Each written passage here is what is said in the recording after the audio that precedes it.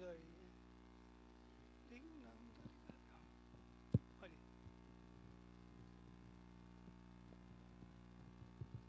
Acho que ele é televisor, que ele está acostumado a usar.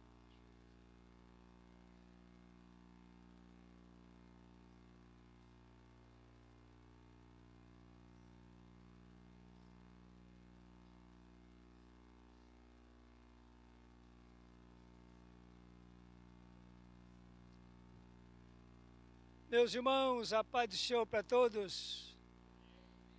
Minha voz chegou aí? Estão acostumados a iniciar às 20. Pastor André, daqui a um pouquinho chega lá no som. Nós vamos orar ao Senhor Jesus. Hoje é o encerramento, né, pastor? Do capítulo 4, né? É bom que o irmão tenha uns minutos a mais. Hoje tem bastante coisa, são três ou Glória a Deus. Pai Celestial, graças nós te damos por tudo quanto o Senhor tem feito por nós, pelo grande amor de ter nos dado o teu Filho para nos salvar, Pai. Te louvamos por esta oportunidade de estarmos aqui na tua casa cultuando ao Senhor. Receba este culto, Pai. É da alma, é do coração, pois tu és digno, meu Pai. Tu és o verdadeiro Deus. Aleluia, o Criador dos céus, da terra, mar e tudo que há neles, Pai. Ah, meu Deus, que o Espírito Santo presida sobre nós nesta noite. Rogamos pelo nosso pastor, que está em viagem, compromissos, guarda o teu filho e os demais irmãos que estão aproveitando esse feriado. Ó Deus, guarda cada um, Senhor. Sê conosco, em nome de Jesus. Amém. Glória a Deus. Pastor Nestor, lembra daquele tempo? Você é daquele tempo aí.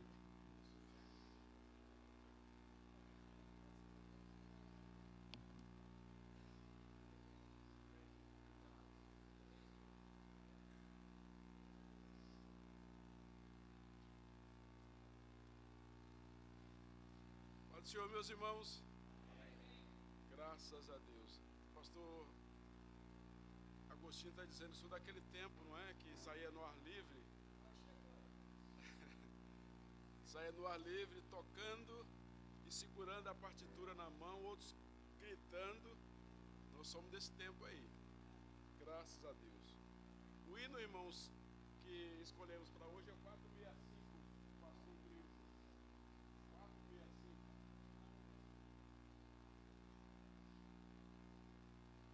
Graças a Deus.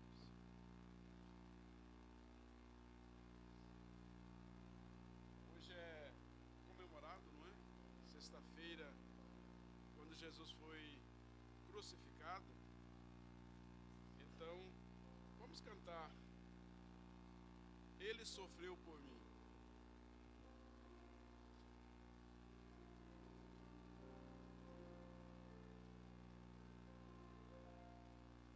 Eu li que Jesus fora preso, de dor a minha alma vibrou.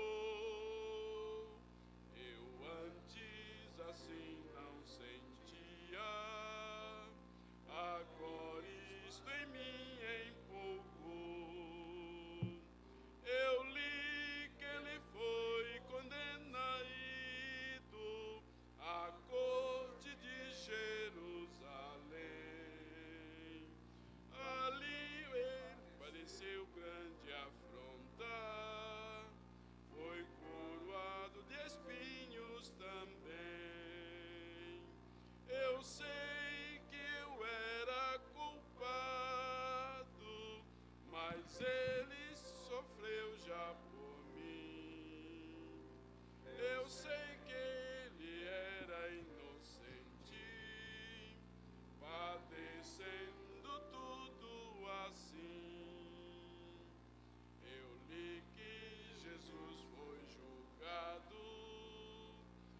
a cruz muito pesada levou, e nela por mim expirando, os meus pecados tomou, enquanto na cruz pendurado, uma lança seu lado furou, na esponja lhe deram vinagre, e ele por mim o tragou. Eu sei que eu era culpado, mas ele sofreu já por mim. Eu sei que ele era inocente, padecendo tudo assim. Depois José de Arimateia e outros discípulos também puseram-no em um sepulcro, e os guardas vigiavam bem, enquanto no mundo ele disse que havia de ressuscitar. E Deus fez então um milagre, fazendo dos mortos tornar. Eu sei que eu era culpado, mas ele sofreu já por mim. Eu sei que ele era inocente, padecendo tudo assim.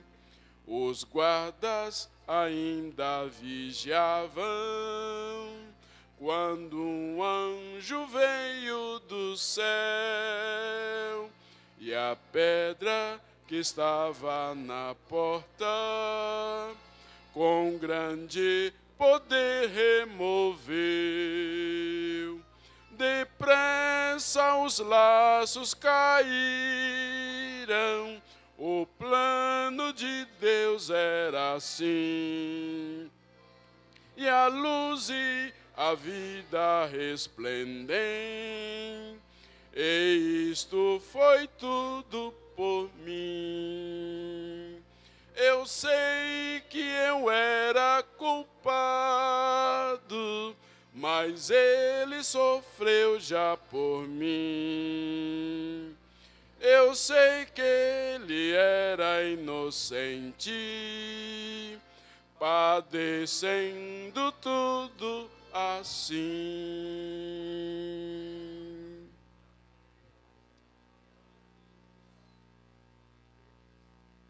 Graças a Deus. 291, irmãos. 291.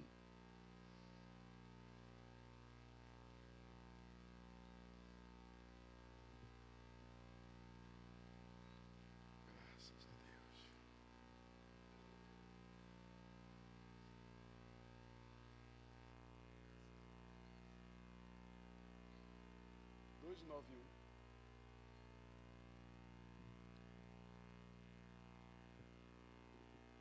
Graças a Deus. A mensagem da cruz.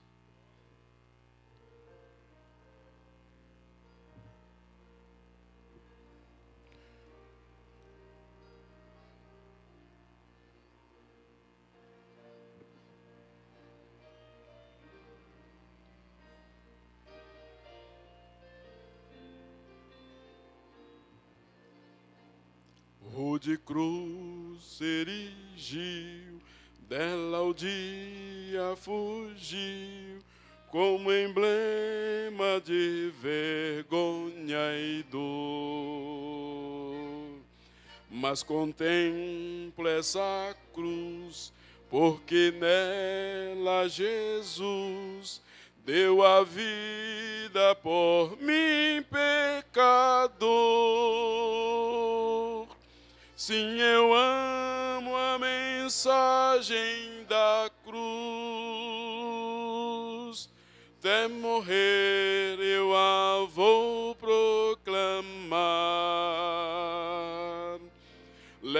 levarei eu também minha cruz, até por uma coroa trocar, desde a glória dos céus, o Cordeiro de Deus, ao Calvário humilhante baixou. Essa cruz tem pra mim atrativo sem fim, porque nela Jesus me salvou.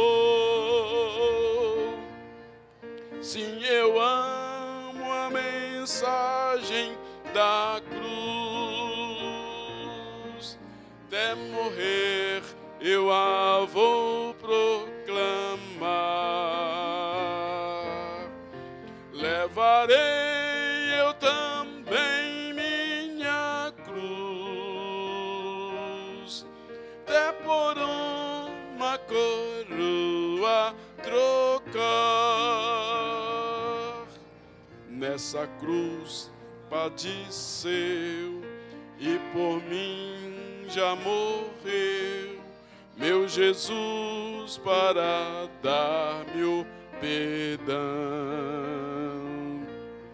E eu me alegro na cruz, dela vem graça e luz para minha santificação.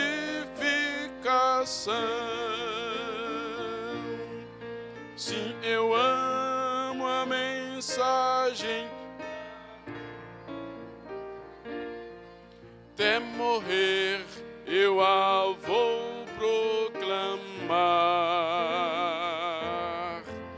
Levarei eu também minha cruz,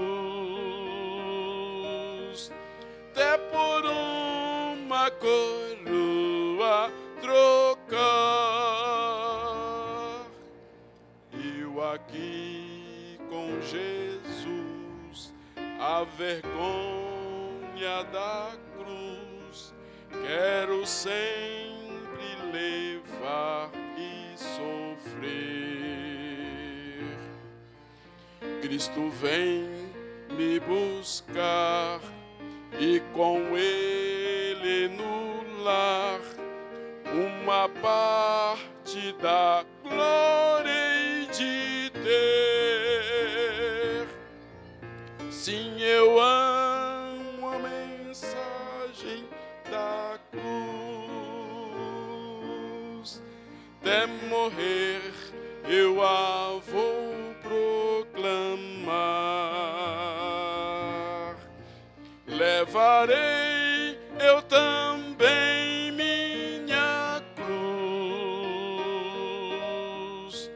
até por uma coroa trocar.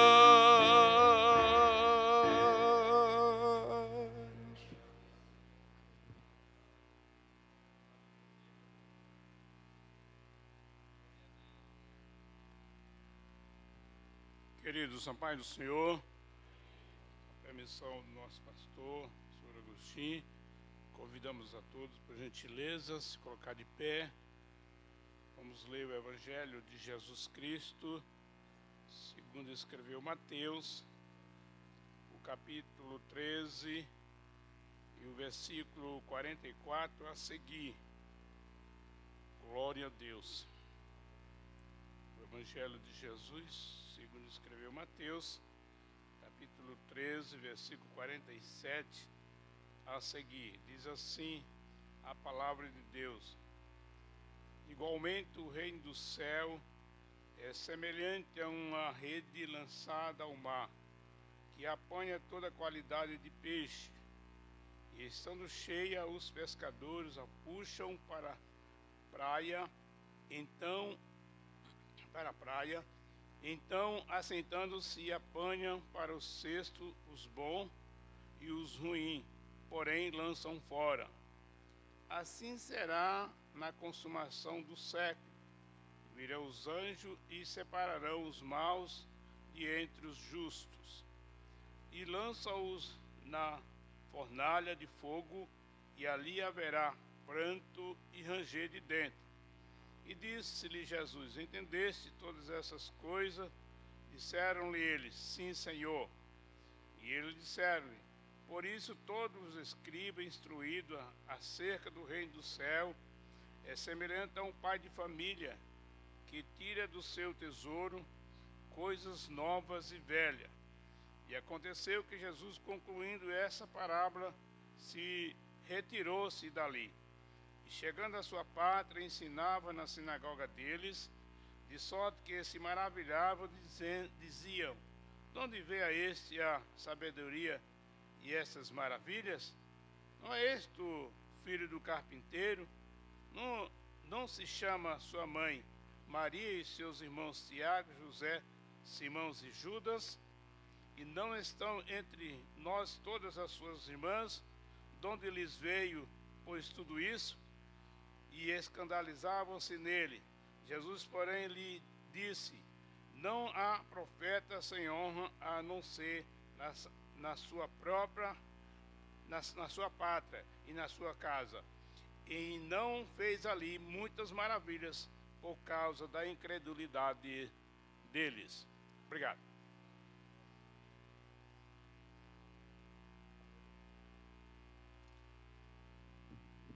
Queridos irmãos, a paz do Senhor para todos. Nós estaremos neste momento orando ao Senhor Jesus numa oração intercessória, e vamos orar em favor do nosso pastor que está em viagem ao interior, nos seus trabalhos, do nosso Ministério Belém no estado de São Paulo. Vamos orar também pela irmã Hilda, que ainda está internada na Unicamp, graças a Deus já no quarto, saiu da UTI, mas ainda inspira muitos cuidados. Vamos estar orando para que o Senhor Jesus possa dar a melhora total para nossa irmã. Também lembrar do Miguel, que é o neto do pastor Isaac Strobel, é filho de Gustavo e Jaeline, congregaram nessa igreja e estão passando pela aflição do seu filhinho, internado aqui em São Paulo, no Hospital Sírio-Libanês. Então estaremos orando em favor destas necessidades. E muitas outras necessidades que temos, que os irmãos sabem e conhecem. Esse é o momento de nós orarmos em favor de cada um daqueles que estão próximos a nós com as suas necessidades. Nós vamos pedir aqui ao pastor Almerindo Keller que venha fazer essa palavra de oração, intercedendo por todas essas necessidades. Quantos mais precisam da oração da igreja? Oremos ao Senhor Jesus. Perfeito, estaremos orando ao pedido do nosso irmão. Também diversos pastores nossos, pastor Daniel, pastor Pércio, pastor Jair, dado ao feriado, eles estão aproveitando o momento para pequenas viagens, mas a maioria deles amanhã, domingo, já estão de volta ao seu posto de trabalho. Vamos estar orando para que Deus possa guardar a todos nas suas viagens.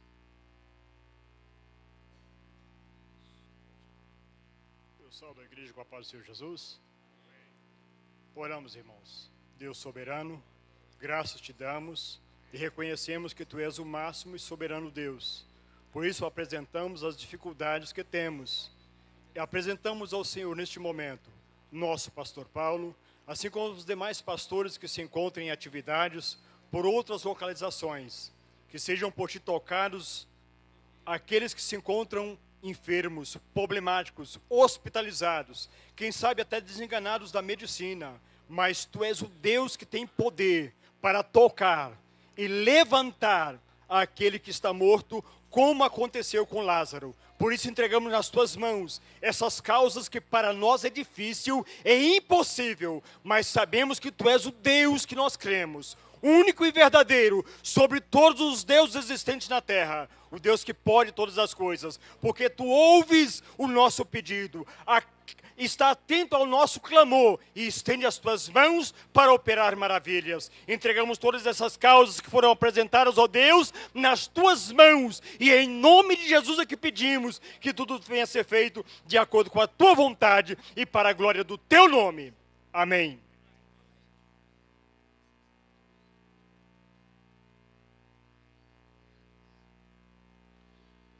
paz do Senhor para os irmãos. É com prazer nessa noite que nós gostaríamos de apresentar os irmãos e amigos que estão nos dando a honra nesta noite. Gostaríamos de saber onde está o irmão Aristides e família. São da Assembleia de Deus em Promissão, São Paulo. Onde é que são nossos irmãos? Estão ali. Fiquem em pé para que a igreja possa conhecê-los. Ali está aquela família abençoada. Que Deus abençoe, é um prazer recebê-los. Sintam-se à vontade, esta é a casa do nosso Pai. Nós queremos saber se temos mais alguém nesta noite, um amigo, um irmão que está nos visitando. O seu nome não foi registrado e não chegou até nós aqui. Dê um sinal para que possamos conhecê-los também nesta noite. Temos mais algum visitante, temos aqui um casal, que Deus abençoe. É um prazer recebê-los, sintam à vontade na presença do Senhor Jesus. São esses. A igreja está feliz com a presença dos nossos irmãos e amigos. Vamos desejar a eles um bem-vindo, bem forte, e para que eles entendam o amor que essa igreja tem por eles. Vamos dizer um amém bem forte, amém? Amém. Deus abençoe, todos são bem-vindos no nome do Senhor Jesus. Irmãos, eu gostaria de ler com os irmãos em 2 Coríntios, capítulo 9, e os versos 6 ao 10. Nós estaremos convidando os nossos diáconos para se aproximarem e estaremos ofertando ao Senhor nesta noite com os nossos dízimos e as nossas ofertas. E a palavra do Senhor diz assim: E digo isto, que o que semeia pouco, pouco também ceifará, e o que semeia em abundância também ceifará. Cada um contribua segundo propôs no seu coração, não com tristeza ou por necessidade, porque Deus ama ao que dá com alegria. E Deus é poderoso para tornar abundante e vós em toda graça, a fim de que, tendo sempre em tudo toda suficiência, superabundeis em toda boa obra. Conforme está escrito, espalhou, deu aos pobres, a sua justiça permanece para sempre. Ora, aquele que dá a semente ao que semeia e pão para comer, também multiplicará a vossa sementeira e aumentará os frutos da vossa justiça, para que em tudo enriqueçais para toda a beneficência, a qual faz com que por nós se deem graças a Deus. Porque a administração desse serviço não só supre as necessidades dos santos, mas também redunda em muitas graças que se dão a Deus. Nós estaremos contribuindo com os nossos dízimos e ofertas, sempre dando a primazia daquilo que recebemos ao Senhor. Então nós ofertamos e agradecemos a Deus com as nossas ofertas e dízimos por aquilo que nós já recebemos. Nós não estamos aqui barganhando nada com o Senhor Jesus. Nós estaremos contribuindo e em seguida o irmão Fortunato estará adorando ao Senhor com um dos seus hinos. Por favor, agradeça ao Senhor Jesus. Pai glorioso, na tua presença estamos, Senhor Jesus. Agradecidos a ti, Senhor Jesus, pela oportunidade que o Senhor tem nos dado nesta noite. Estarmos ofertando, Senhor Jesus, nesta noite. Receba, Senhor, a adoração do teu povo, da tua igreja, Senhor, dando a tua bênção e enriquecendo a cada um segundo a tua graça, ó Pai. Sim, ó Deus, ó Pai, em nome de Jesus Cristo, Pai, que vive e reina para todo sempre. Amém. Irmão Fortunato.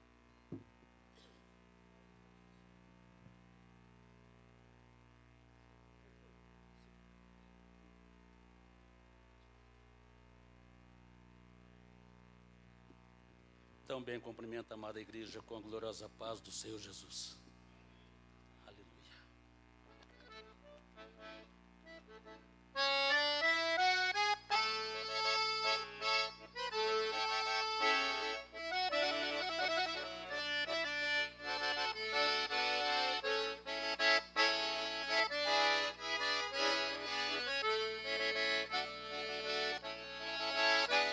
Você diz que não tenha paz. Você diz que não tenha tem amor. As lágrimas molham teus olhos também. Jesus te chama agora, homem. Vem, vem, vem antes que seja tarde demais. Enquanto a vida e esperança vem, Deus quer te dar a paz.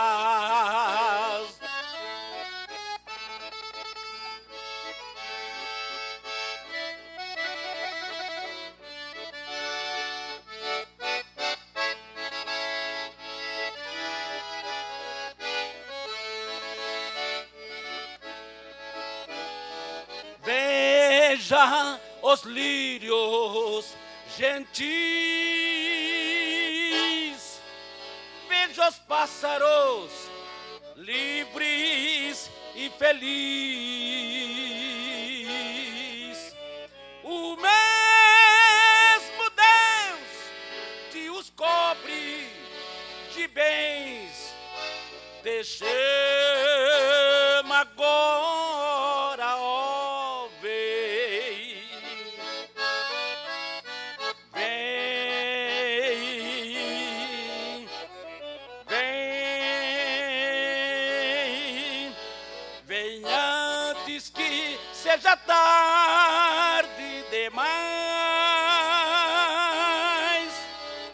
Enquanto a vida e esperança em Deus vem, Deus quer te dar a paz.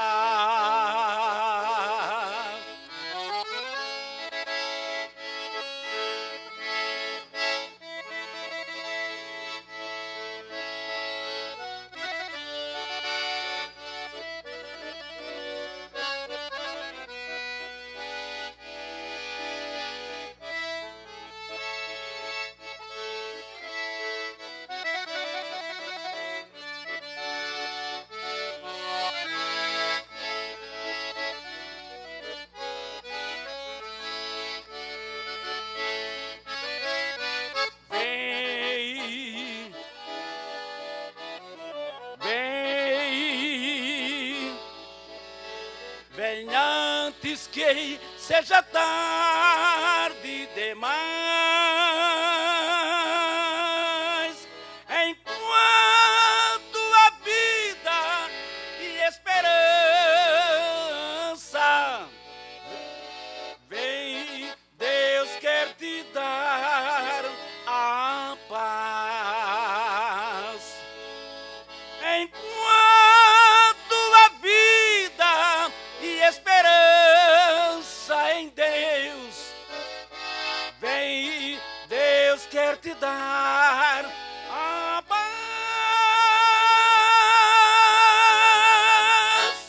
Amém.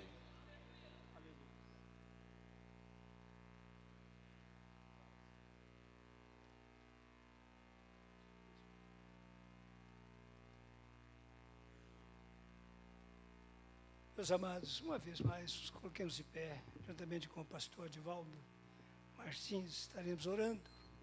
E na sequência, o professor Alberto estará nos ministrando a palavra do Senhor Jesus. Tenho certeza que Deus tem uma palavra para o meu e o teu coração. Querida igreja, paz do Senhor para todos. Oremos. Deus e Pai, em nome do Senhor Jesus, receba nossas palavras de gratidão pela salvação da nossa alma, pelo privilégio de estarmos aqui na noite deste dia. Já louvamos o Teu nome de forma cantada e agora nós vamos receber todo o ensino da Tua palavra, a palavra que já está no coração do Teu servo. Queira usá-lo uma vez mais com autoridade, com ousadia, com intrepidez, E ajuda, Pai, que saiamos daqui nesta noite muito mais abençoados do que nós já chegamos. É a nossa oração em nome do Senhor Jesus. Amém.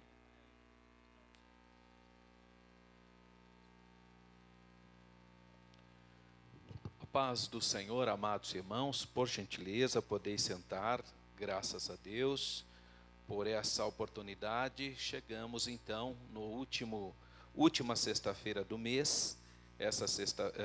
Esse mês de março, nós tivemos então 5 sextas-feiras, e hoje nós estamos concluindo o capítulo 4 da nossa declaração de fé, que fala sobre a identidade do Senhor Jesus. Graças a Deus. E esse capítulo 4, ele é muito importante, obviamente.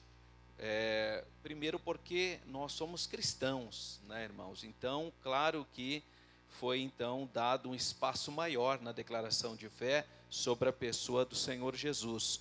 Por isso que o capítulo 4 fala sobre a identidade do Senhor Jesus, e o capítulo 5, que é o próximo capítulo que nós iremos estudar, fala sobre as obras do Senhor Jesus. Então foi dado um espaço maior para a pessoa do Senhor Jesus. Então, o assunto do capítulo 4 é esse, a identidade, e nós estudamos então no dia 2, no início desse mês de março, especificamente sobre a introdução que nós temos, mas também sobre os nomes e títulos da pessoa do Senhor Jesus. No dia 9, na segunda sexta-feira de março, falamos sobre a humanidade de Cristo. Na terceira sexta-feira, dia 16, a deidade absoluta do Senhor Jesus. Dia 23, nós estudamos 2 temas: o ministério terreno de Jesus e o significado da palavra filho. E hoje, então, com a graça de Deus, nós vamos estudar e encerrar o capítulo 4, os ofícios de Cristo, que isso está na página 53 do nosso credo, do nosso credo doutrinário. Muito bem, então nós vamos iniciar página 53 do seu livro. Se você abrir aí na página 53, está o finalzinho do capítulo 4, bem finalzinho mesmo, né? Que fala sobre os ofícios do Senhor Jesus. Está aí na sua página 53. É isso mesmo, 53 e 54, os ofícios de Cristo. Muito bem. E ele inicia dizendo: o Senhor Jesus Cristo exerceu o chamado munus triplex, né? O munus triplex fala então dos 3 ofícios que o Senhor Jesus exerceu. Olha, irmãos, isso é interessante, porque no Antigo Testamento nós temos uma pessoa que também teve o munus triplex, ou seja, que exerceu 3 ofícios, e é um caso inédito no Antigo Testamento, que é o profeta Samuel. Então, o profeta Samuel também exerceu o tríplice ministério, porque ele era profeta, mas ele também era sacerdote, mas ele também era juiz, né? Então, é o único caso do Antigo Testamento que você encontra um personagem bíblico exercendo o munus triplex, mas em uma perspectiva de sacerdote, juiz e profeta. O Senhor Jesus, ele supera esse munus triplex. Por quê? Porque tem um cargo que ele ainda há de exercer, que é juiz.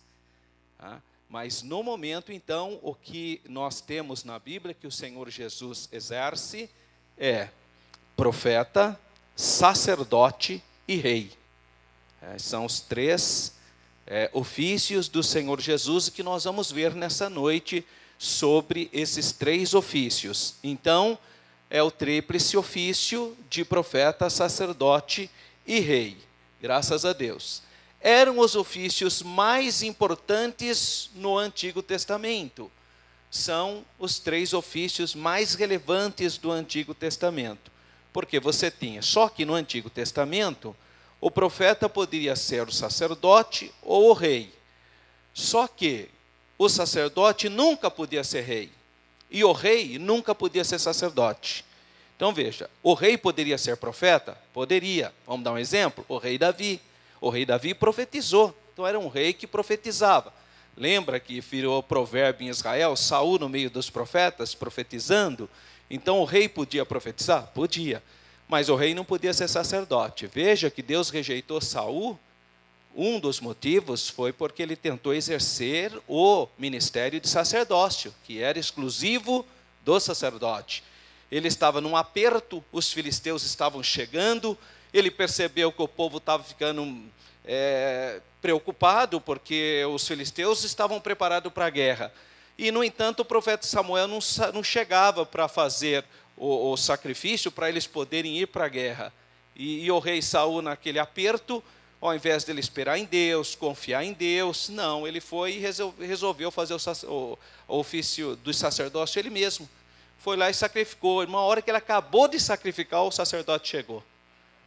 Aí, tragédia, né? Tragédia, porque não pode. Então, o sacerdócio, ele podia, tem muitos sacerdotes que eram profetas. O próprio Caifás profetizou a respeito de Cristo. Sumo sacerdote na época de Jesus. Convém que esse justo morra por todos. Então, você percebe que o sacerdote também podia ser profeta.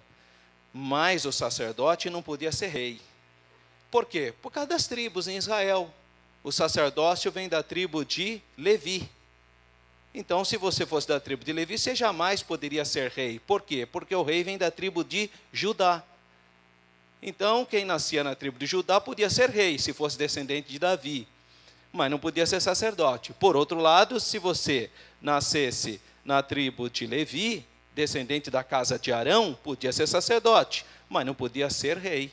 Então havia limitações. Agora, Jesus é rei, ele nasceu, ele é descendente de Davi. Jesus é judeu, é filho de descendente de Davi. Então ele pode ser rei.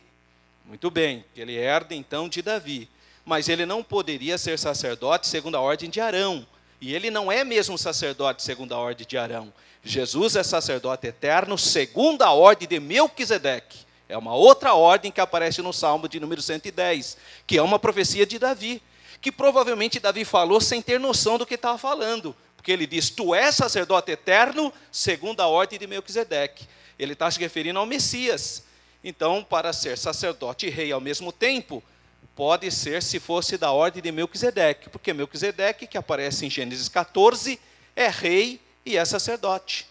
Então é uma ordem sacerdotal diferenciada e só aparece ali para justificar o sacerdócio do Messias. Então o Senhor Jesus é rei porque é descendente de Davi, judeu da tribo de Judá, é sacerdote segundo a ordem de Melquisedeque e é profeta, porque ele é a palavra de Deus, a palavra materializada de Deus. Esse é o assunto, então, que nós vamos trabalhar nessa noite. Então, tudo isso diz respeito às funções que falam sobre revelação, reconciliação e domínio. Revelação, profeta. O profeta revela, ele revela. Então, olha que interessante. O profeta, ele leva a voz de Deus para os homens. O sacerdote é o contrário. Ele leva a voz dos homens para Deus. Está vendo a diferença? Então, enquanto que o profeta, ele leva o recado de Deus para os homens, o sacerdote leva o pedido dos homens para Deus. Então, a profecia é revelação no ministério de Jesus. O sacerdócio é reconciliação. Ele é o sacerdote eterno, ele reconcilia. E rei tem a ver com domínio, né? Governo. Muito bem. Então vamos ver as referências apresentadas. Os profetas existem desde o princípio do mundo. Então, o primeiro, nós vamos ver os 3 ofícios. O primeiro, profeta. Está aí, letrinha A, profeta. E aí fala sobre essa profecia. Os profetas existem desde o princípio do mundo. Há uma referência aí, 40 é a referência aí do seu livro. Por quê? Ele quer citar Lucas, capítulo 1, versículo 70, que diz, como falou pela boca dos seus santos profetas desde o princípio do mundo. Então, desde o início do mundo, Deus usa os profetas, fala através dessa instrumentalidade. Existem muitas profecias na Bíblia. A Bíblia é um livro de profecias Isso faz com que a Bíblia seja um livro sui generis, diferente dos demais. Existem muitos livros religiosos, mas não tem profecia. Não tem. A Bíblia, desde o início, ela tem profecia. É um livro profético. E aqui em Lucas 1,70 aponta para a ideia de que Deus tem muitos profetas desde o início da criação do homem. Mas o ministério profético, em Israel especificamente, ele é instituído por Moisés. Então, você tem os profetas, por exemplo, Abraão. Abraão era profeta. Os patriarcas são profetas. Jacó, quando ele vai morrer, antes de morrer, ele abençoa os filhos, ele profetiza. Se você ler lá Gênesis, ele está profetizando o tempo todo, na hora que ele está abençoando cada tribo, falando. Quando ele fala o cetro não se apartará de Judá, vai nascer uma estrela. Então ele vai profetizando a respeito, então é profeta. Agora, o ministério profético em Israel começa com Moisés. Moisés, então, é chamado como profeta e ali inicia, então, o ministério profético em Israel. Então, existe profecia antes? Claro que existe. Agora, claro que também não havia uma nação, né? Antes de Moisés, você tem as tribos lá no Egito, os patriarcas anteriormente, mas você não tem uma estrutura de nação que você vai ter a partir de Moisés. A referência está a referência 41 está em Números, capítulo 11, versículo 26 e 27, que diz: então o Senhor desceu na nuvem e lhe falou, e tirando do espírito que estava sobre ele, pôs sobre aqueles 70 anciãos. E aconteceu que quando o espírito repousou sobre eles, profetizaram, mas depois nunca mais. Porém no arraial ficaram 2 homens, o nome de um era Eudade e o nome do outro Medade. E repousou sobre eles o Espírito, porquanto estavam entre os inscritos, ainda que não saíram à tenda, e profetizavam no arraial. Então, Moisés, por orientação do seu sogro Jetro, que viu a situação dele, que estava muito sobrecarregado, ele acaba então dando um bom conselho. E Moisés atende, e Deus aprova o conselho de Jetro. E então ali começa o ministério profético em Israel, nessa perspectiva que nós entendemos como ministério profético. A função do profeta era falar em nome de Deus. Então era uma pessoa que falava em nome de Deus. O próprio Moisés orienta na Bíblia, em Deuteronômio, para termos cuidado com o profeta, porque apareceriam muitos falsos profetas. Muitas pessoas que falariam que estavam falando em nome de Deus, mas não estavam falando em nome de Deus. Porque a inspiração pode ser divina, pode ser humana e pode ser diabólica. São 3 possibilidades: de Deus, do homem mesmo e do diabo, dos espíritos malignos. E Moisés, então, em Deuteronômio fala que era para a gente não temer aquelas pessoas que falavam algo que não iria cumprir. Então ele pede, ele orienta o povo a ter esse discernimento. Não é para temer aquelas pessoas que profetizam e não se cumpre. Não se cumpre. Se você observar com cuidado aquela feiticeira de Endor, que Saul consultou-a, tudo que ela fala não funcionou. Todas as coisas que ela falou ali não bate. Por isso que a gente sabe que aquilo lá não provém de Deus. Aquilo que aquela feiticeira falou lá. De todos os comentários bíblicos, só a Bíblia Scofield, o comentário de Scofield, ele acha que de fato foi uma permissão de Deus, ele acha que foi uma exceção. Mas todos os teólogos já analisaram que aquela fala daquela feiticeira não bateu em nada. Tudo que ela falou caiu por terra. Pitonisa de Endor, não é? Então, tudo que ela falou que é uma feiticeira. Então, são profecias, parece, irmãos, ela engana as pessoas, porque parece que é verdade, mas não é. E a Bíblia fala para não ter temor desses falsos profetas.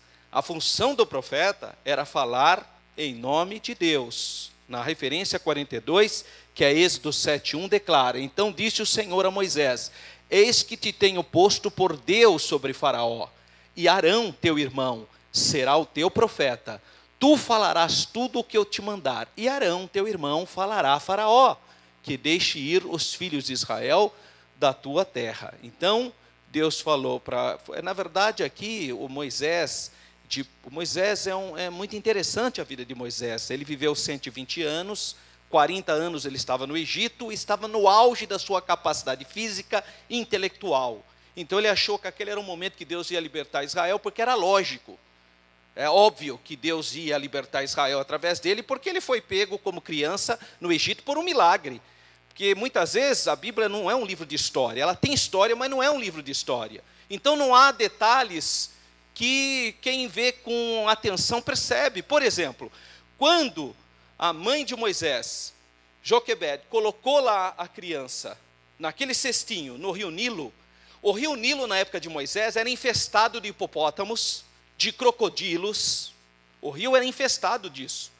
E o animal que mais mata hoje na África não é o leão, é o hipopótamo, porque o hipopótamo é territorial. Tudo que passa perto dele, ele ataca. E Deus cuidou daquela cestinha, porque aquela cestinha passou perto de bandos de hipopótamos que havia no Nilo. E não aconteceu nada, então já há um milagre ali. Os crocodilos não comeram Moisés naquele cestinho, porque Deus colocou a mão dele ali. Então Moisés tinha convicção que Deus tinha um projeto na vida dele. Tanta convicção que tinha que ele foi, matou um egípcio para proteger os seus irmãos. E achou que tinha feito uma grande coisa, e do ponto de vista material tinha feito o mesmo. Mas os irmãos dele não reconheceram, porque, irmão, tem gente que tem chamada de Deus, mas começa a fazer as coisas fora do tempo de Deus. Dá tudo errado, irmão.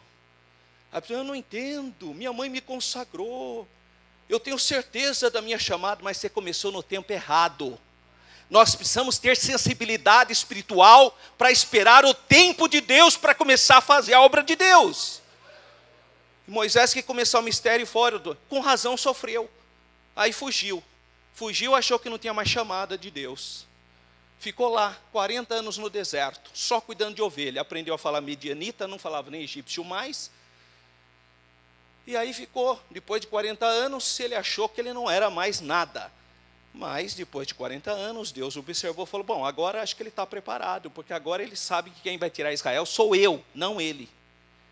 Esse é o nosso problema, porque a gente acha que é a gente que faz a obra de Deus. Nós temos esse defeito. Não, eu tenho dom para pregar, eu sei cantar bonito, eu sei. Irmão, você não é nada, é Deus que opera tudo em todos, louvado seja o nome dEle. O profeta fala que nós somos como trapos de imundícia, nós temos que entender o nosso tamanho, irmão. Nós dependemos da grande misericórdia do Senhor, é por isso que estamos em pé, glória a Deus. Agora, ele com 40 anos achou que era o top. Vai ficar mais 40 anos lá no deserto. Aí ele ficou tão humilde quando Deus falou para ele, Moisés, eu vou te mandar para o Egito. Não dá, né? Agora não dá. Quando eu tinha 40 anos, sabia tudo, estava na minha força. O senhor achou que eu não prestava, por que eu vou prestar agora? Agora eu não vou. Você vai. Porque agora eu posso te usar. Porque agora você percebeu que você não é nada, né? Você não tem capacidade nenhuma? Não. É aí que Deus gosta de usar. Quando a gente conhece que a obra é dele, é o Senhor que vai fazer a obra, não é a gente. Aí Deus opera. Então o trabalhar de Deus, e aí começa então, aí ele fala que não sabe falar, aquela coisa tudo. Então não, eu vou pôr Arão como profeta. Então você vai como se fosse eu. Olha o que Deus fez com Moisés. Agora que você acha que não é nada, você vai diante de Faraó como se fosse eu. Que coisa, né, irmão? Ah, você não é mais nada, Moisés, você não sabe nem falar mais? Ótimo, agora você vai me representar diante de Faraó.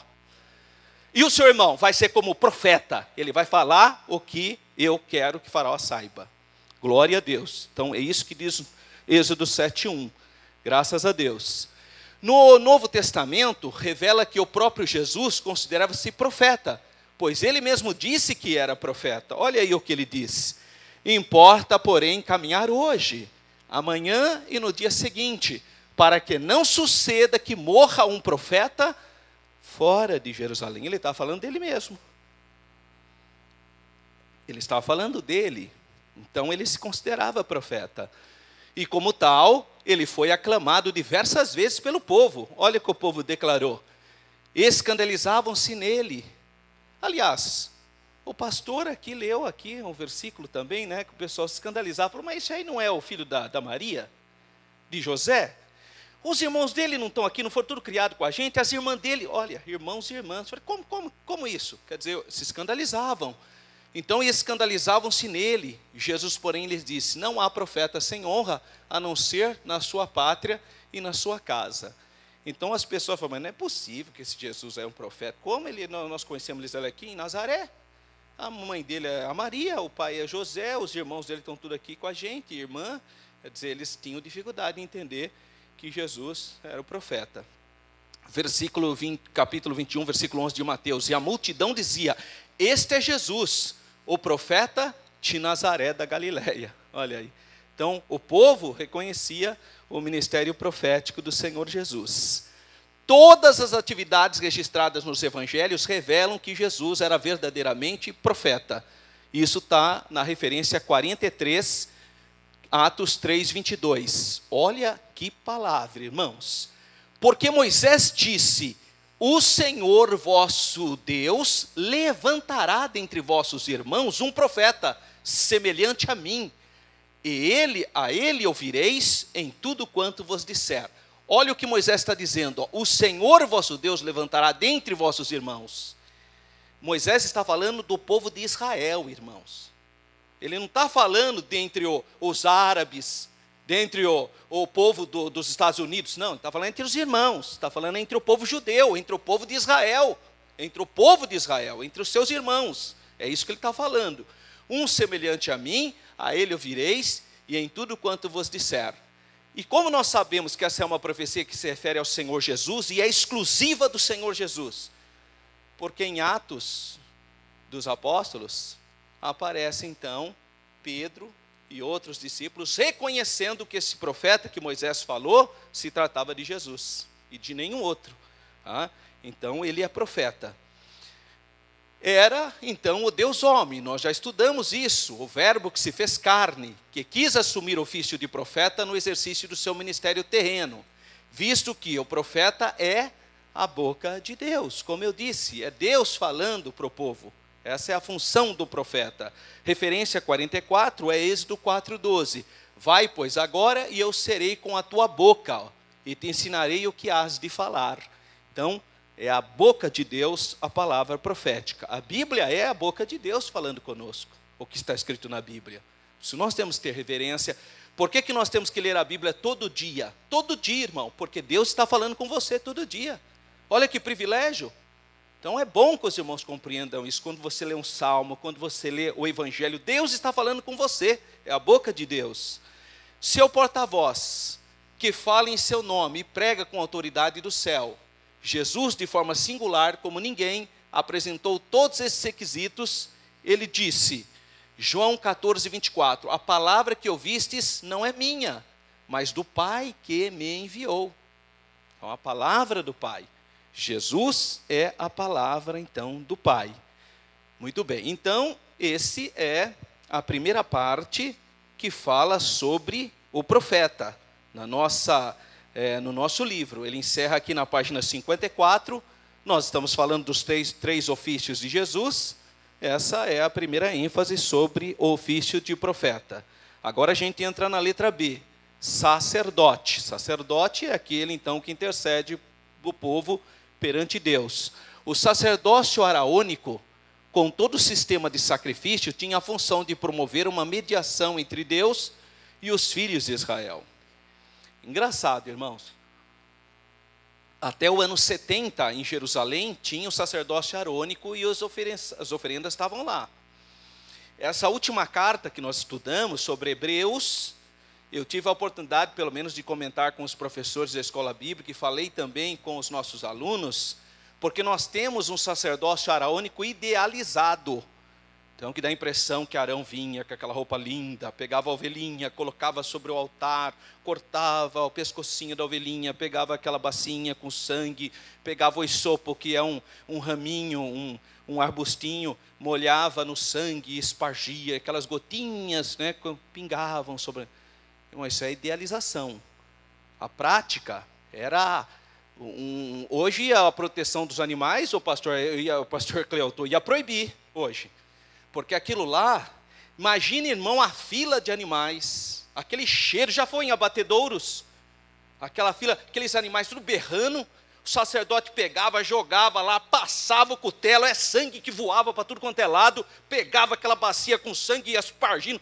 É uma coisa bárbara para nós hoje. Olha, irmão, quando eu fico vendo, analisando historicamente esses atos de cortar o pescoço do bicho, aquele sangue jorrando, o Flávio Joséfo diz que os sacerdotes se gabavam de sair de lá ensopados de sangue, na barba, no cabelo, sangue de animais. Era tanto sacrifício que não dava para você ficar com esse, sabe, deixa eu cortar o pescocinho. Imagina, ele passava a faca ali, já levava outro, e sangue voando, aquela coisa bárbara. É por isso que eu louvo Jesus, que o sacrifício de Jesus foi único. O sangue dele tem poder para nos limpar, e há 2000 anos essa é a nossa fé. Já pensou se nós estivéssemos nessa situação ainda? Aquele cheiro de sangue, aqueles bichos tudo gritando, porque o animal berra. E o sacerdote está tudo ensopado de sangue. Já pensou que situação, pastor Agostinho? Graças a Deus que Jesus nos libertou de tudo isso, desse cerimonial. Uma única morte na cruz, cujo sangue nos purifica de todo pecado. Louvado seja o nome do Senhor. Isso é a bênção de Deus. Mas o sacerdócio araônico era assim. Essa era a situação, era a função deles. Êxodo 29, 44, 45. E santificaria a tenda da congregação e o altar. Também santificaria Arão e seus filhos, para que administrem o sacerdócio. E habitarei no meio dos filhos de Israel e lhes serei por Deus. Outro problema, quem falou que o filho de Arão queria ser sacerdote? Quem falou que o seu filho vai querer ser advogado, se você for advogado? Quem falou que o seu filho vai querer ser professor só porque você é professor? Pois é, mas a lei arônica dizia isso, o filho de Arão tem que ser sacerdote. Outro problema, e aí a gente tem outra idealização. Não, porque os filhos de Arão eram tudo piedosos. Eram? Então vamos dar uma olhada. O que aqueles dois que levaram fogo estranho lá no tabernáculo, por que eles foram torrados? Por quê? Gente desviada, irmão. Querendo fazer o serviço só porque era descendente, acho que já podia. Foram torrados. Filhos de quem? De Arão. Logo no começo. Mas parou por aí? Não. Querem saber sobre os filhos de Eli? Sabe o que eles aprontavam? Eles levavam até mulheres prostitutas dentro da igreja, dentro da casa de Deus. Pegavam o melhor da carne que era para oferecer a Deus e comiam. E o sumo sacerdote Arão, aliás, o sumo sacerdote Eli, fazia a cara de paisagem. E o que aconteceu? Deus levantou Samuel e acabou com a casa de Arão. Por quê? Com a casa de Arão? De Eli. Por que ocorreu isso? Eles eram descendentes de Eli? Então, tira da sua cabeça também o imaginário de descendência perfeita do sacerdócio araônico. Era um caos. Imagina aquele que nasceu e não queria ser sacerdote, era obrigado a ser sacerdote. Imagina uma pessoa que não tem vocação para ser pastor e vem dirigir culto. É aquela coisa que você já conhece, né? Que tribulação, né, irmão? Não tem vocação, irmão. Aí fica, sabe, é uma luta. Então, assim, são aqueles que queriam, que eram descendentes de Arão, mas não tinha vocação, não tinha chamada, coisa nenhuma. Então, os descendentes de Arão, não existe essa idealização que às vezes passa para a gente como tudo bonitinho, tudo gente santa. Não era bem assim não, irmãos. Não é à toa que o escritor Hebreus captou essa visão, capturou esse pensamento que ele fala ali. Porque o nosso sacerdote é perfeito. O sacerdote de Arão morre um, entra outro, muda tudo e volta. O de Jesus não, é o único, graças a Deus. O nosso é o único sumo sacerdote, que é o Senhor Jesus. Hebreus 5:1, porque todo sumo sacerdote tomado entre os homens é constituído a favor dos homens, nas coisas concernentes a Deus, para que ofereça dons e sacrifício pelos pecados. É a função do sacerdote. Ele era constituído para quê? Para interceder pelo povo. Agora tinha sacerdote que estava pior do que o povo. Aí, tanto é que o sacerdote, antes de fazer o sacrifício, tinha que fazer um sacrifício para ele primeiro, porque ele já era um problema. E aí, depois, ia interceder. Aí, como que ele vai interceder com perfeição pelo povo, se ele tem a vida toda atrapalhada? Com raríssimas exceções. Então não tem autoridade. Jesus pode interceder por nós, porque ele em tudo foi provado, mas sem pecado. Então ele sabe e pode interceder por nós, graças a Deus. O sacerdócio de Cristo, portanto, é o quê? Superior ao sacerdócio arônico, a esse cerimonial do sacerdócio arônico. Hebreus 8:6. Mas agora alcançou ele ministério tanto mais excelente, quanto é mediador de um melhor concerto. Graças a Deus, a santidade de Jesus como homem é única e real, absoluta e perfeita. Não se trata, pois, de uma santidade cerimonial, imposta pela lei, como era no caso dos sacerdotes levitas. A lei, você tem que ser assim, tem que tomar o banho não sei de que jeito, tem que pôr a roupa não sei de que jeito, tem que pôr... Então, era apenas cerimonial. Hebreus 7:26, porque nos convinha tal sumo sacerdote, santo, inocente, imaculado, separado dos pecadores e feito mais sublimes do que os céus. Esse é o nosso sumo sacerdote, o Senhor Jesus, superior a todo esse cerimonialismo. O próprio Senhor Jesus Cristo apresentou-se, referência 46, Salmo 47:8. Então disse: eis aqui venho, no rolo do livro está escrito de mim, deleito-me em fazer a tua vontade, ó Deus meu, sim, a tua lei está dentro do meu coração. Hebreus 10 vai fazer a citação. Então disse: eis aqui venho, no princípio do livro está escrito de mim, para fazer, ó Deus, a tua vontade. Como acima diz, sacrifício e oferta, e holocaustos e oblações, pelo pecado não quisestes, nem te agradaram, os quais se oferecem segundo a lei. Então disse: eis aqui venho para fazer, ó Deus, a tua vontade. Tira o primeiro para estabelecer o segundo. Tira a ordem de Arão para estabelecer a ordem de Melquisedeque. Louvado seja o nome do Senhor. Como sacrifício pelos pecados de toda a humanidade. Então, o sacerdócio arônico ficava ali, fazendo sacrifício pela nação judaica ou pelo povo de Israel. Agora, esse é um sacrifício para toda a humanidade. 1 João 2:2. Ele é a propiciação pelos nossos pecados. Mas é só pelos nossos? Não, não somente pelos nossos, mas também pelos de toda a humanidade. Todo mundo aqui é na ideia de humanidade, de todos os pecadores. E além disso, esse sacrifício foi único, perfeito e com validade eterna, resolvendo assim para sempre o problema do pecador. Irmãos, olha que vitória, a vitória da cruz. Nós temos, irmãos, que agradecer a Deus, louvar a Deus, porque através do sacrifício do nosso sumo sacerdote, a vitória é completa. O que você precisa fazer, meu irmão, é começar a invocar mais esse sangue poderoso de Jesus. Pede para Jesus lavar o seu espírito com o sangue dele, lavar a sua alma, lavar o seu coração, lavar o seu corpo, que é o templo do Espírito Santo, lavar as suas vestiduras, para que você possa entrar na cidade santa, pelas portas. Louvado seja o nome do Senhor. Um sacerdócio pleno, completo. Olha o que diz a palavra de Deus em Hebreus 10:12. Mas este, havendo oferecido um único sacrifício pelos pecados, está assentado para sempre à destra do Pai. Louvado seja o nome do Senhor. Um sacrifício único. Graças a Deus. Então nós temos essa confiança no sacrifício do Senhor Jesus.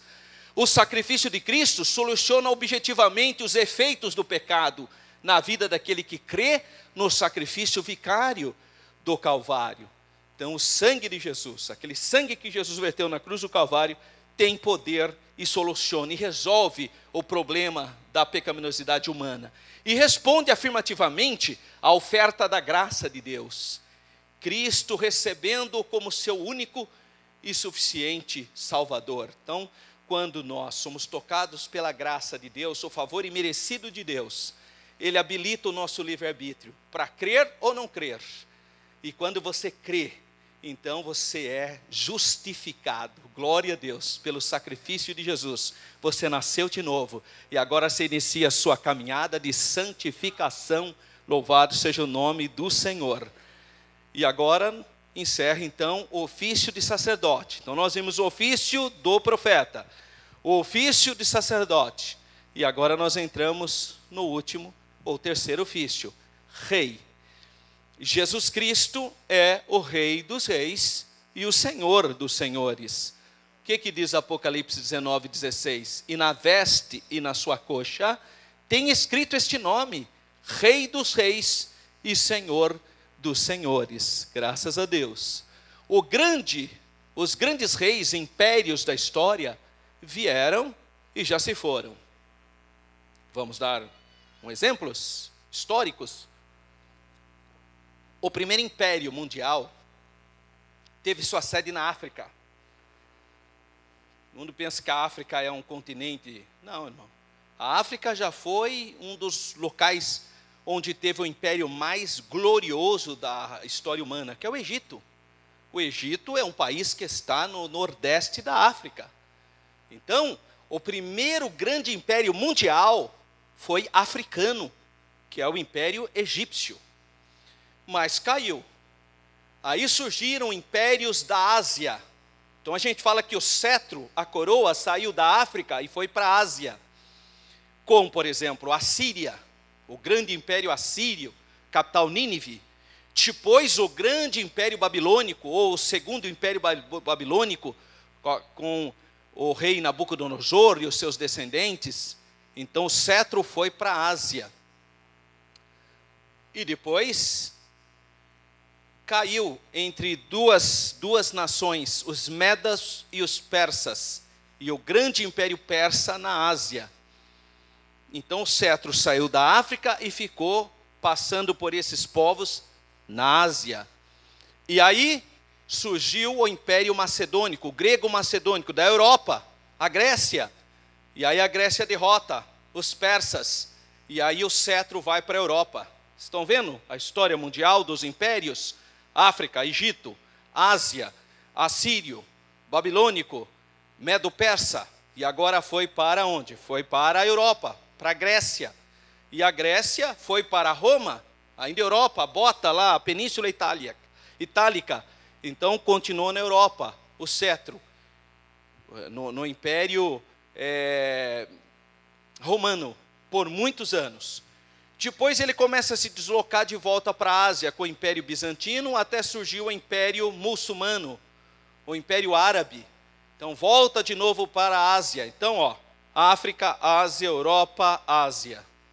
Essa foi a situação do cetro mundial. Depois ele vai para a Europa novamente, já modernamente, para a Inglaterra, o Império Britânico, que basicamente é o império onde o sol não se punha. Depois ele vai para a América, com os Estados Unidos, que é um império, e vamos pôr as duas superpotências, Estados Unidos e Rússia, vamos dizer que hoje nós estamos mais ou menos nessa situação. Então o cetro do poder do mundo, ele tem perpassado os continentes, ele passa pela África, pela Ásia, Europa, América, Europa, está nessa situação. Então os grandes reis e os impérios da história, eles vêm e vão, vieram e foram. Mas o reino de Cristo, glória a Deus, é o reino eterno. É um reino que durará para sempre, tanto na perspectiva material, como na perspectiva espiritual. Como espiritual, ele já é um reino de 2000 anos eterno, nesse sentido. Lucas 1, 32 e 33 declara: e reinará eternamente na casa de Jacó, e o seu reino não terá fim. Claro, ele tem essas duas dimensões, a dimensão espiritual, o reino de Cristo, no sentido que ele reina absolutamente, mas também tem as profecias que falam do reino material de Jesus, que está em Apocalipse capítulo 20, fala que é o milênio, que é o reino de Jesus em Jerusalém, na casa de Davi, literal. E todas as profecias de Isaías, dos Salmos, de Ezequiel, de Jeremias, Daniel, eles falam de um reino literal. E esse tem sido um problema para aquelas igrejas que não acreditam no milênio. Essas igrejas que não creem no milênio têm um problema. Eles nem gostam de ler o profeta Isaías. Não dá certo ficar lendo Isaías. Para eles não dá para ler com a liberdade que nós temos, porque nós cremos na literalidade da palavra de Deus. Qualquer versículo da Bíblia a gente lê com liberdade, porque a gente acredita na palavra de Deus como ela é. Essas igrejas não podem, porque eles não acreditam no milênio, que seja literal, por exemplo. Eles têm essa fraqueza teológica. Mas a palavra de Deus fala, sim, de um reino literal. O título messiânico, filho de Davi, foi-lhe conferido por Deus. Cadê o reino de Jesus na terra, que ele prometeu através do filho de Davi? Se dará no milênio, que é um reino literal, então, escatológico. Olha o que diz a palavra de Deus: quando os teus dias forem completos, e vieres a dormir com teus pais, então, isso é uma profecia falando de Davi, farei levantar depois de ti a tua semente, que procederá de ti, e estabelecerei o teu reino. Este edificará uma casa ao meu nome, e confirmarei o trono do seu reino para sempre. Porém a tua casa e o teu reino serão firmados para sempre diante de ti, teu trono será firme para sempre. É a profecia a respeito do rei Davi. E anunciado pelos profetas do Antigo Testamento como resultado da promessa divina feita ao rei Davi. Referência 50, que é o Salmo 89 e também 36, que diz: fiz um concerto com o meu escolhido, jurei ao meu servo Davi, a tua descendência estabelecerei para sempre e edificarei o teu trono de geração em geração. A sua descendente durará para sempre, e o seu trono será como o sol perante mim. Será estabelecido para sempre como a lua, e a testemunha no céu é fiel. É Deus que está falando isso para o seu servo. Isaías 9,7. Do incremento deste principado e da paz não haverá fim sobre o trono de Davi e no seu reino, para o firmar e o fortificar em juízo e justiça, desde agora e para sempre. O zelo do Senhor dos exércitos fará isso. Irmão, é Deus que está falando, não é o homem, não é, mas é o Beltrano que falou, não. A assinatura é a assinatura de Deus. E Deus vela pela sua palavra. Graças a Deus, Ele vela pela sua palavra. Jeremias capítulo 23, 5, 6. Preste atenção nesse versículo. Olha só. Eis que vem dias, diz o Senhor. Quer saber como está na língua hebraica? Yahvé. Nós traduzimos por Adonai. Nós traduzimos da Septuaginta, pusemos Senhor aí. Mas lá está Yahvé. Eis que vem dias, diz Yahvé, em que levantarei a Davi um renovo justo, sendo rei, reinará e prosperará, e praticará o juízo e a justiça na terra. Nos seus dias Judá será salvo, e Israel habitará seguro. E este será o nome com que o nomearão, Yahvé, justiça nossa. É o nome que Jesus terá. O nome de Jesus será: Jeová é a nossa justiça. Porque Ele é o Deus Todo-Poderoso. Por isso que está Senhor com letra maiúscula aí. Senhor, justiça nossa. É Yahvé Tissedikenu. Justiça nossa. Tá? De estabelecer seu trono para sempre. Ó. Olha a referência 51 no seu livro. Daniel 7,14. E foi-lhe dado o domínio, e a honra, e o reino, para que todos os povos, nações e línguas o servissem. E o seu domínio é um domínio eterno, que não passará. E o seu reino, o único que não será destruído. O único que não será destruído. Graças a Deus. Romanos 1,3. Que nasceu da descendência de Davi, segundo a carne. Graças a Deus. Então a promessa de Deus sobre o Messias ser da linhagem de Davi era muito popular em Israel. Era muito popular. Todos sabiam disso. João 7, 42, 43 diz: não diz a Escritura que o Cristo vem da descendência de Davi e de Belém, da aldeia de onde era Davi? Assim entre o povo havia dissensão por causa dele. Olha, o povo judeu sabia de onde vinha o Messias. Sabia que ele ia nascer em Belém por causa da profecia de Miqueias, que fala: e tu, Belém Efrata, de maneira alguma é a menor das aldeias de Judá, porque de ti sairá o guia, o que vai guiar o povo. Então é uma profecia que já falava sobre Belém ser a capital, a cidade do nascimento de Jesus. Mateus 21,9 declara: Hosana ao filho de Davi, porque o povo sabia que para ser o Messias tinha que ser descendente de Davi, tinha que ser filho de Davi. Então o povo sabia disso, o povo de Israel. A promessa de Deus sobre o Messias ser da linhagem de Davi era muito popular em Israel. Sempre foi, até hoje. Até hoje. Sempre foi muito popular. Todo mundo sabia em Israel. As crianças aprendiam. Por que vocês acham que lá, Paulo fala que ele usa um conceito judaico que muitos irmãos ficam em dúvida, fala assim, e a mulher salvar-se-á dando à luz a filhos. E a pessoa, como isso? Ele não está falando de salvação, não é isso. Ele está falando que o Salvador nascerá de uma mulher. Essa é a ideia. Ele está fazendo referência à ideia popular, o quê? Que o Messias nasceria do filho de uma mulher. Essa é a ideia que aparece lá. É que fica meio descontextualizado, né? Qual é a referência? Mateus 15, 22. E eis que uma mulher cananeia, que saíra daquelas cercanias, clamou dizendo, Senhor, filho de Davi, tem misericórdia de mim, que minha filha está miseravelmente endemoniada. Então, o povo simples, mesmo os estrangeiros, porque essa é uma mulher cananeia, tinha percepção que o Messias era descendente de Davi. Mateus 20, 31. E a multidão os repreendia, para que se calassem. Eles, porém, cada vez clamavam mais forte. Então o povo falando, fala baixo, para de ficar gritando. E aí que eles gritavam mais alto. O que eles gritavam? Senhor, filho de Davi, tem misericórdia de nós. Olha só. Então todos eles têm a percepção. Mateus 22, 42. É a pergunta que Jesus faz. Que pensais vós do Cristo? De que ele é filho? É aquela pergunta. Eles disseram, de Davi. Né? Aí ele pega e fala, então por que Davi falou, diz o Senhor ao meu Senhor? Porque ele está mexendo com a ideia da divindade de novo. Tá? Então essa é a pergunta.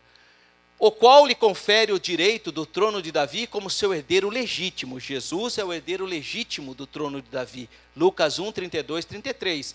Esse será grande e será chamado Filho do Altíssimo. E o Senhor Deus lhe dará o trono de Davi, seu pai. E o reinará eternamente na casa de Jacó. E o seu reino não terá fim. Então a ideia que Davi é o pai dele por uma questão de linhagem genealógica. É nesse sentido que o seu reino não terá fim. É nessa perspectiva. Este será grande e será chamado Filho do Altíssimo. E o Senhor Deus lhe dará o trono de Davi, seu pai. Então aqui está falando de genealogia, que o Messias é descendente de Davi, graças a Deus. Então o Senhor Jesus exerceu esse munus triplex, ou seja, os 3 ofícios: profeta, sacerdote e rei. Agora eu pergunto, qual é o seu problema então? Se Jesus é profeta, se Jesus é sumo sacerdote, se Jesus é rei dos reis, por que você está padecendo necessidade? Entra no seu quarto, rasga o seu coração diante desse rei. Ele é rei, ele tem o domínio sobre todos os espíritos, ele tem força, ele tem poder. Ele é o Filho do Altíssimo, ele é sacerdote, ele se apieda de você, porque Jesus em tudo foi provado, mas sem pecado. Ele sabe o que você está passando, meu irmão. O Senhor sabe o que passa no seu coração, na sua família, no seu emprego, em qualquer situação de adversidade que você esteja. Você tem um sumo sacerdote, louvado seja o nome do Senhor. Você tem a palavra profética do Senhor Jesus que está aqui na sua mão, ó. Mas sabe por que tem um monte de gente padecendo necessidade? Porque não está comendo da palavra profética do Senhor que Ele pôs à nossa disposição. Os irmãos lá na Coreia do Norte não têm o privilégio que eu e você tem de ter uma Bíblia completa. Os irmãos na China têm meio Bíblia, pedaço de Bíblia. E eles cuidam com aquele carinho, pastor Agostinho, daquele Salmo 23. E eles leem, e eles releem, e eles choram, e eles oram, e eles glorificam a Deus. E eu e você, com esse monte de Bíblia que nós temos sido negligentes. Então aqui vem uma palavra de exortação para mim e para você. Nós daremos conta da nossa negligência. Porque nós temos todo tipo de Bíblia, mas poucos são os que estão se alimentando da palavra profética de Deus. Essa é uma palavra para a minha vida também. Por que a gente gosta mais de música? Que bom, é lindo. Por que a gente gosta mais de movimentos? Mas são poucos os que estão estudando a palavra de Deus, a palavra profética. Sabe o que a Bíblia diz sobre isso? Errais, foi o que Jesus falou, e muito, não conhecendo as Escrituras e nem o poder de Deus. Que o Senhor tenha misericórdia de nós, irmãos. Que a gente tenha claro no nosso coração e na nossa alma, o nosso Salvador é profeta, se alimente da sua palavra profética. O nosso Salvador é o sumo sacerdote, receba a bênção desse sumo sacerdócio. O nosso Jesus é rei, aleluia, ele tem o domínio sobre todas as coisas. Amém, irmãos? Vamos colocar de pé e vamos orar. Glória a Deus, deu vontade de orar, não deu, irmãos? Então vamos orar. Senhor Deus e Pai, aleluia, xerimicandarabalaia, aleluia, nós te adoramos, Jesus, porque tu és profeta, porque tu és sacerdote, porque tu és rei, e nós estamos nessa noite para te bendizer, para reconhecer a tua obra expiatória, para te louvar pelo sangue que tu verteste na cruz.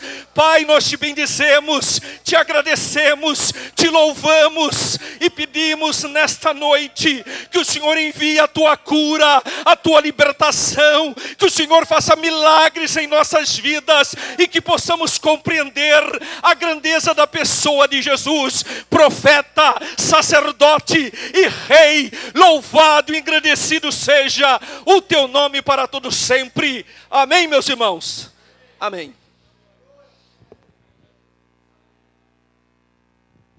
Aleluia. Meus irmãos, assente-se um pouco, por favor. Aleluia. Louvamos a Deus por esta palavra, pela vida do pastor Alberto, tem nos abençoado muito através da palavra do Senhor. Glória a Deus. Tenho certeza que os irmãos já estão recompensados pelo esforço de estar aqui na casa do Senhor. É um feriado, muitos aproveitam para estar um pouquinho junto da família, os parentes, os irmãos que estão aqui, souberam fazer uma escolha gloriosa. Pastor Nestor.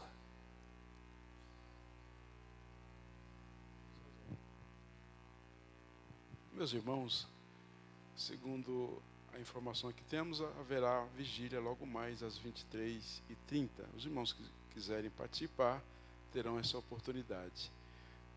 Amanhã, com certeza, os ensaios foram cancelados, inclusive a aula de capacitação também, devido ao feriado, muitas pessoas viajando, então não teremos aula de capacitação para professores. Mas, porém, irmãos, eu quero avisá-los que as revistas do segundo trimestre já chegaram. Uma revista, uma capa bonita. Nós vamos falar sobre valores cristãos, ética, uma palavra pouco usada, não é? Mas a palavra ética é importante na nossa vida, no nosso dia a dia. Nós vamos aprender aqui vários assuntos com respeito à ética. Então, domingo pela manhã nós temos 7h30 da manhã a oração matutina e às 9h a escola bíblica dominical. O primeiro assunto da classe de adultos, no próximo domingo, dia 1º, o que é ética cristã? Você sabe o que é? Se não sabe, venha aprender conosco aqui no domingo, ou em algumas de nossas congregações, não é?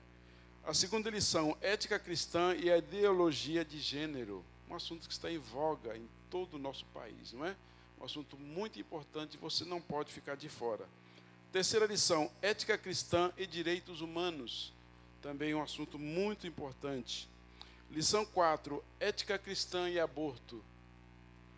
Lição 5, ética cristã, pena de morte e eutanásia. O que é isso? Lição 6, ética cristã e suicídio. Nós vimos aqui no ano passado suicídio de vários pastores, não é? Coisa interessante de estudar aqui. Lição 7, ética cristã e doação de órgãos. O crente pode doar órgãos? Você quer saber sobre isso? Você vai aprender na escola bíblica dominical. Lição 8, ética cristã e a sexualidade. Alguns dizem que as pessoas não nascem homem e mulher. Isso vai descobrir depois, não é? Depois de uma certa idade, vai descobrir se é homem ou se é mulher.